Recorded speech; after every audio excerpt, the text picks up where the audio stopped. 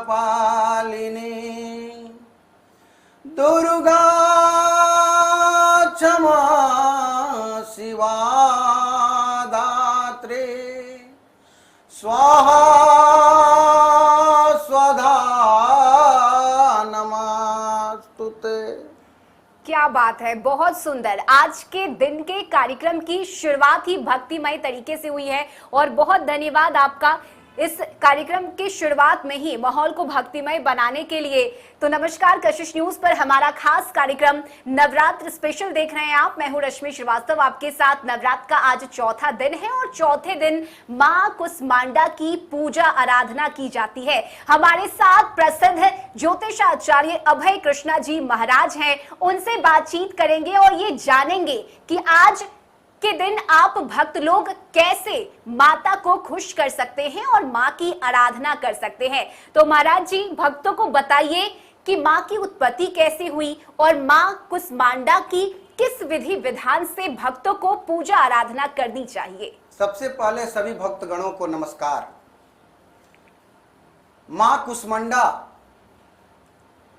जब पूरी सृष्टि में चारों तरफ अंधकार दिख रहा था, उसी समय भगवान शिव के तीसरी नेत्र से एक अलौकिक शक्ति की उत्पत्ति हुई और उसी शक्ति से माता कुसमांडा का उत्पत्ति हुआ। जब पूरे संस्कार, पूरे समाज, पूरे देश, पूरी दुनिया, ब्रह्मांड अंधकार की गहराई में डूबा हुआ था, तो भगवान शिव की ये उद्देश्य ही था इस सृष्टि को प्रकाशमय कैसे किया जाए। जैसे ही मां की उत्पत्ति भगवान शिव के कृपा से हो रही है, मां एक हल्की मुस्कान ने पूरे ब्रह्मांड को ऊर्जावान कर दिया। इसीलिए ब्रह्मांड के उत्पत्ति एवं प्रकाशित करने का भी पूरा के पूरा श्रेय मां कुसमांडा को ही जाता है। इसीलिए मां आदि शक्ति भी कही जाती है, आदि स्वरूपा भी कही जाती है जी। और महाराज जी, इसके साथ ही अगर माता के स्वरूप की बात करें तो हम और आप कोई नहीं है माँ का वर्णन शब्दों में कर सके, लेकिन फिर भी भक्तगण ये जानना चाहेंगे कि आखिर माँ का स्वरूप कैसा है। माँ ने अपने हाथों में कौन से अस्त्र शस्त्र लिए हुए हैं, माँ का वाहन क्या है, ये भी बताइए। माँ कुसमांडा की स्वरूप के बारे में आपने पूछा जी। माँ कुसमांडा सबसे प्रसन्नचित रहने वाली मां है। मां कुसमांडा को कहा जाता है वेद में कि हल्की मुस्कान ही मां की चेहरे की सुंदरता को हमेशा प्रकाश की भांति अलौकिक बना देता है। मां जो है किसी भी भक्तों के द्वारा किसी भी भाव में अगर पूजन पाठ किया जाता है तो मां अपने भक्त पर तुरंत ही प्रसन्नचित हो जाती है। मां का सवारी सिंह है। सबसे बड़ी बात रश्मि जी आपको मैं बताऊंगा जी कि पूरे सौर मंडल के सबसे गर्म ग्रह सूर्य को ही माना जाता है जो प्रकाशित होते हैं। मां कुसमांडा उस सूर्य के चारों तरफ जो सबसे गर्म प्रकाश निकलता है, उस चारों तरफ के प्रकाश के बीचों बीच रहने वाली मां कुसमांडा है। सूर्य के चारों तरफ सदैव ही विचरण करती रहती है। 8 भुजाओं से सुशोभित, बाएं भाग में त्रिशूल, चक्र, गदा एवं जपमाला लिए हुए और दाहिने भाग में तीर, धनुष एवं कमंडल, कमल पुष्प और एक हाथ अभय मुद्रा में प्रसन्नचित होकर आशीर्वाद दे रही है। मां पीले वस्त्र धारण किए हुए अति मनमोहक और ऐसी मनमोहक जिन मां को एक बार जो देखे उनकी नजर ना हटे। मां का वर्णन के लिए मेरे पास शब्द कम पड़ रहे हैं। बिल्कुल, माँ के वर्णन के लिए शब्द कम है। और इसके साथ ही पीले रंग की आपने बात कही महाराज जी, और 9 दिनों की अगर हम बात करें, अगर 9 दिनों की हम चर्चा करें, वर्णन करें, तो अलग अलग दिन अलग अलग रंग के कपड़े पहनने का भी एक खास महत्व माना जाता है। और कहा यह जाता है खासकर जो महिलाएं हैं, जो लड़कियां हैं, वे अगर 16 श्रृंगार कर माँ की पूजा आराधना करती हैं तो ये भी बेहद प्रभावशाली होता है। ऐसे में महाराज जी, आपसे मेरा अगला सवाल ये रहेगा कि आज के दिन यानी कि चौथे दिन माँ कुष्मांडा की पूजा आराधना अगर भक्तगण करते हैं तो उन्हें कौन से रंग का वस्त्र पहनना चाहिए, विधि क्या है, और प्रसाद में भोग स्वरूप माँ को क्या चढ़ाना चाहिए? माँ कुष्मांडा को अगर संभव हो तो पीले वस्त्र पहनकर पूजन पाठ करना चाहिए, और पीला प्रसाद, पीला भोग जिसमें केला हुआ, दही भी मां को प्रिय है, हलवा प्रिय है, एवं जितनी अच्छी अच्छी मिठाइयां प्रिय है, गुलाब की पुष्प भी बहुत प्रिय है। गुलाब में भी अगर लाल गुलाब आप चढ़ाते हैं, क्योंकि लाल सभी मां को प्रिय है, तो लाल गुलाब मां को भी प्रिय है। एवं प्रसाद और भोग लगाते समय सबसे बहुत बड़ा जरूरी विषय है कि ये मां जो है किसी भी भक्तों को आशीर्वाद देती है। जो भक्त टूटी फूसी किसी भाव में अगर पूजन पाठ करते हैं, जिनको पूजन करने नहीं भी आ रहा है, अगर वो भी मां के सामने बैठकर पूजन करते हैं, उनको भी मां प्रसाद देती है, आशीर्वाद देती है। इसलिए सबसे प्रसन्नचित मां में से कुष्मांडा माता को माना जाता है। और कुष्मांडा माता को पूजा सदैव ही श्रद्धा भक्ति से जो भी भक्त करता है वो आरोग्य हो जाता है, वो यश की प्राप्ति करता है, ऐश्वर्य की प्राप्ति करता है, सुख और समृद्धि को प्राप्ति करता है। बिल्कुल, तो माँ कुष्मांडा की पूजा आराधना अगर आप भक्ति भाव से करते हैं तो सभी दुख से दूर होते हैं और सुख की प्राप्ति होती है। तो आज के दिन भक्ति भाव के साथ मां की आराधना करनी चाहिए। फिलहाल वक्त एक छोटे से ब्रेक का हो चला है, लेकिन ब्रेक के बाद बहुत कुछ अभी बाकी है, आपको बताएंगे और आपको बहुत कुछ समझाएंगे भी कि आखिर मां कुष्मांडा की ज्योतिष के हिसाब से कैसे पूजा आराधना करनी चाहिए और इसका क्या एक विशेष महत्व है, क्या प्रभाव है, ये सब कुछ महाराज जी आपको बताएंगे।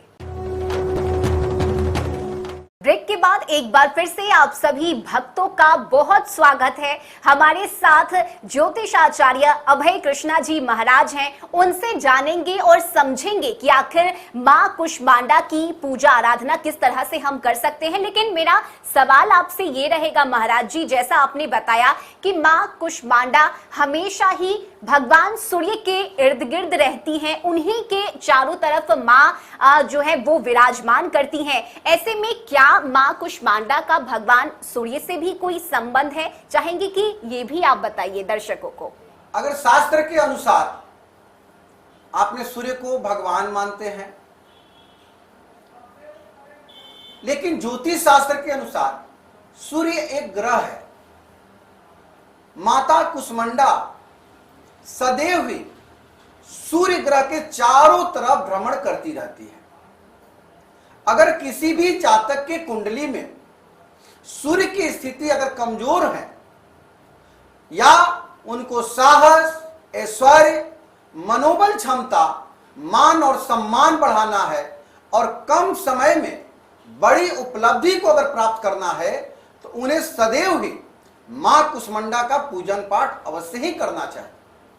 आप सबसे पहले, क्योंकि सूर्य की ग्रह की बात है, तो सूर्य उदय से पहले जगना सीखिए।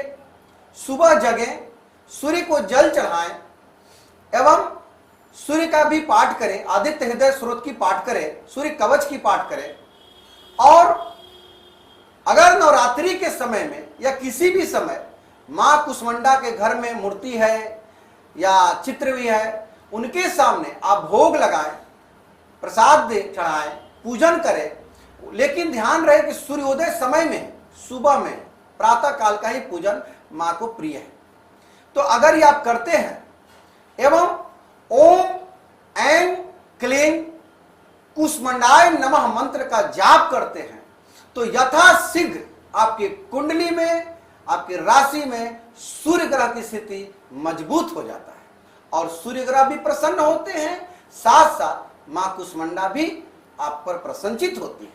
चलिए, तो ये भक्तों को आपने बताया कि ग्रहों के हिसाब से कैसे मां कुष्मांडा की आराधना करनी चाहिए ताकि आपके जीवन पर इसका एक सकारात्मक प्रभाव पड़े। महाराज जी, एक सवाल मेरे मन में है कि बलि को लेकर हमेशा ही चर्चा होती है, खासकर अगर हम नवरात्र के 9 दिनों की अगर बात करें तो इस दौरान बलि का महत्व और भी ज्यादा बढ़ जाता है। ऐसे में हम चाहेंगे कि बलि के बारे में भी आप बताइए भक्तगणों को, क्योंकि कई सारे सवाल उनके मन में भी है और मेरे मन में भी है। बलि का जो विधान है वो प्राचीन काल से चलता हुआ आ रहा है। पूर्व में बलि को लोग शुभ मानता था, पहले राजतंत्र था, उस समय में योद्धा युद्ध के लिए जब जाते थे तो मां को बलि अर्पित करते थे। जिस बलि को चढ़ाने के बाद वो अपने आप को मजबूत महसूस करते थे। लेकिन जैसे जैसे समय बदला बलि का भी रूपरेखा बदल गया। शास्त्र यह भी कहता है कि किसी भी जीव का हत्या महापाप है। आप अपने कार्य के लिए, अपने लाभ के लिए, अपने उत्थान के लिए अगर किसी जीव का हत्या कर रहे हैं, ये कहीं से किसी भी देवी देवता को स्वीकार नहीं हो सकता है। इसलिए जैसे जैसे समय बदलता गया बलि का भी रूपरेखा बदलते गया। शास्त्रों के अनुसार आप कोई जरूरी नहीं है कि किसी जीव का ही बलि दो, आप फल का भी बलि दे सकते हैं। आप अपने अंदर छुपा हुआ नकारात्मक ऊर्जा का भी बलि दे सकते हैं। जैसे मां कुष्मांडा को कुंभड़ी का बलि सबसे ज्यादा प्रसन्न है जी। तो कहीं तो ये विधान नहीं है कि मां को बकरे का बलि से मां प्रसन्न होती है, मां तो कुंभड़े के बलि से प्रसन्न हो जाती है। तो जीव की बलि देना, मेरी निजी विचार है, ये कहीं से शुभनीय नहीं है जी। अगर आपको मां के प्रति प्रेम है, आपको बलि देना ही है तो अपना खुद का बलि दें, अपना खुद का रक्त मां को चढ़ाएं। आपको लगता है कि मां को रक्त चढ़ाने से मेरी मां सबसे ज्यादा प्रसन्नचित होती है, तो आप बलि अपना दें। किसी जीव का हत्या करना, ये मैं मेरे अनुसार अगर पूछेंगे तो ये कहीं से सार्थक नहीं है, शुभनीय नहीं, इसका मैं निंदा करता हूं जी। और जैसा आपने बताया महाराज जी कि आज चौथे दिन यानी मां कुष्मांडा के दिन कुम्हड़े का बलि देना काफी शुभ माना जाता है, तो हम चाहेंगे आप भक्तगणों को ये भी बता दीजिए कि अगर उन्हें सुख की प्राप्ति करनी है या माता को खुश करना है तो वो कुम्हड़े का बलि दे सकते हैं। मां को कुम्हड़े की बलि सबसे ज्यादा प्रिय है। तो कोई भी भक्त को अगर मां को प्रसन्न करना है तो नवरात्रि में भी आप कुम्हड़े का बलि अवश्य ही दें। कुम्हड़े के चारों तरफ पीला चंदन अवश्य लगाएं और चारों तरफ पीला वस्त्र बांध दें और उसके बाद उस पर पीला चावल चढ़ाएं और तब बलि दें। मां तुरंत ही बलि स्वीकार करेंगी और आप जिस भी मन से लेकर अपनी मनोकामना रखकर मां को बलि दे रहे हैं, आपकी सभी मनोकामनाएं अवश्य ही पूर्ण हो जाएगा। तो भक्तगण, अगर आज के दिन आप पूजा आराधना कर रहे हैं माता रानी की और अगर आप माता को प्रसन्न करना चाहते हैं तो आप कुम्हड़े की बलि दे सकते हैं। फिलहाल वक्त एक छोटे से ब्रेक का हो चला है, लेकिन ब्रेक के बाद मां कुष्मांडा की कथा महाराज जी आपको सुनाएंगे और इसके बाद हम सभी भक्तगण मिलकर आरती करेंगे।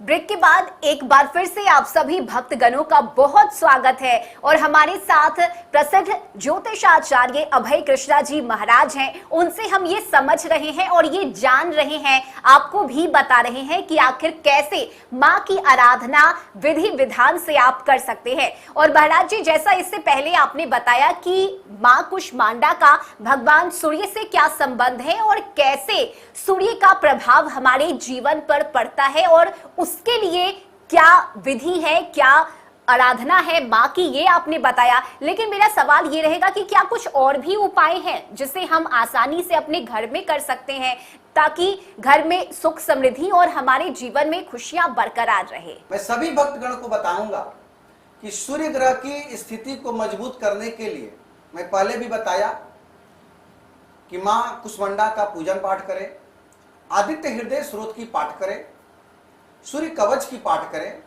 और सूर्य उदय से पहले आप जगना सीखें। प्रथम कार्य सूर्य उदय से पहले आपको जगना होगा। इसके साथ साथ एक छोटा उपाय घर में करें। 5 लौंग लाएं, 5 इलायची लें एवं थोड़ी सी लाल चंदन, जो लकड़ी का लाल चंदन होता है उसे लें। एक पीला वस्त्र लें, उसमें 2 हल्दी डालें। ये सारे एक साथ में डालकर एक वस्त्र में और घर के बाएं भाग के बाएं के कोण पर अगर उसको साल भर के लिए आप रख देते हैं या कहीं बांध देते हैं तो इससे आपके घर में ये पाएंगे कि नकारात्मक ऊर्जा कभी नहीं आ सकती है एवं जो भी जातक अपने मन को लेकर, मनोकामना को लेकर अगर ये बांधेंगे तो उनकी कुंडली में सूर्य की स्थिति सदैव ही मजबूत रहेगी। चलिए, तो ये उपाय आपने बताया जिसे आप आसानी से अपने घर में कर सकते हैं। अब महाराज जी संक्षेप में माता रानी की कथा भी भक्तगणों को सुनाइए। पूरे संसार में जब चारों तरफ अंधेरा ही अंधेरा था, उस समय भगवान शिव के तीसरे नेत्र से एक अलौकिक शक्ति बाहर निकली जिससे मां कुष्मांडा का उत्पत्ति हुआ। जब मां कुष्मांडा की उत्पत्ति हुई उस समय संसार अंधकार में डूबा हुआ था। मां ने केवल हल्की एक मुस्कान की कि पूरी ब्रह्मांड में उजाला हो गया, पूरा ब्रह्मांड प्रकाशमय हो गया। उसके बाद मां को ब्रह्मांड के उत्पत्ति करता भी उसी समय से माना जाने लगा। मां को आदि शक्ति भी कहा जाता है। कहा जाता है कि मां सदैव ही सूर्य ग्रह के आसपास ही भ्रमण करती है। मां जितनी शांत स्वभाव की है उतने ही आसानी पूर्वक अपने सभी भक्तों पर प्रसन्नचित हो जाती है।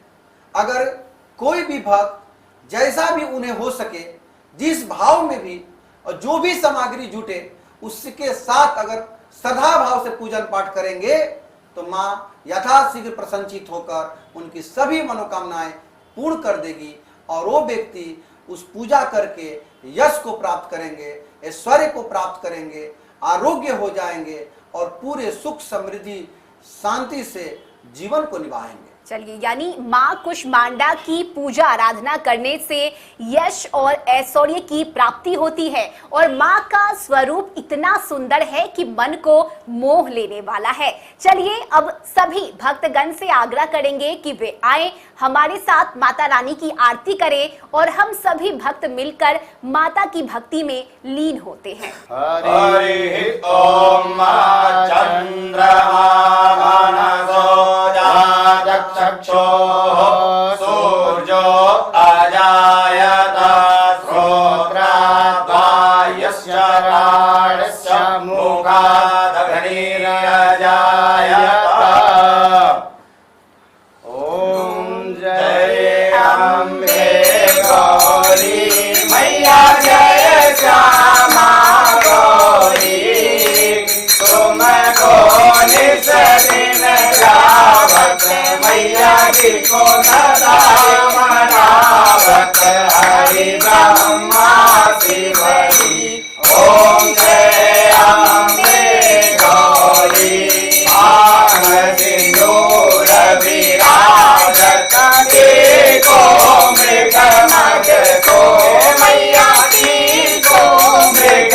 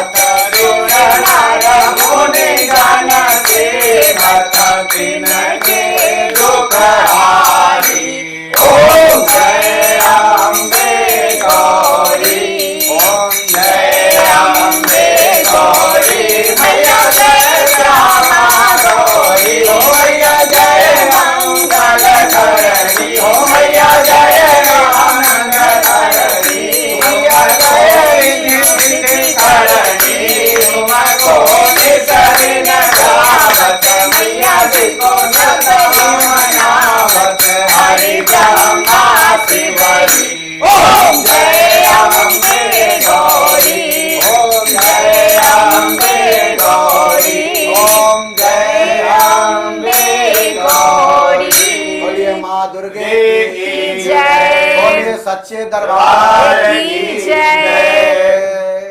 बहुत सुंदर और बहुत भक्तिमय माहौल यहाँ भी और आपके घर पर भी जो लोग माता की आराधना कर रहे हैं। बहुत धन्यवाद महाराज जी आपका हमारे साथ इस खास कार्यक्रम में जुड़ने के लिए, और आप सभी भक्तगण का भी बहुत धन्यवाद आरती में हमारे साथ जुड़कर इस माहौल को और भी ज्यादा भक्तिमय बनाने के लिए। आप देखते रहिए कशिश न्यूज और हर रोज माता की आराधना की विधि हम आपको बताते रहेंगे। तब तक के लिए दीजिए इजाजत, नमस्कार।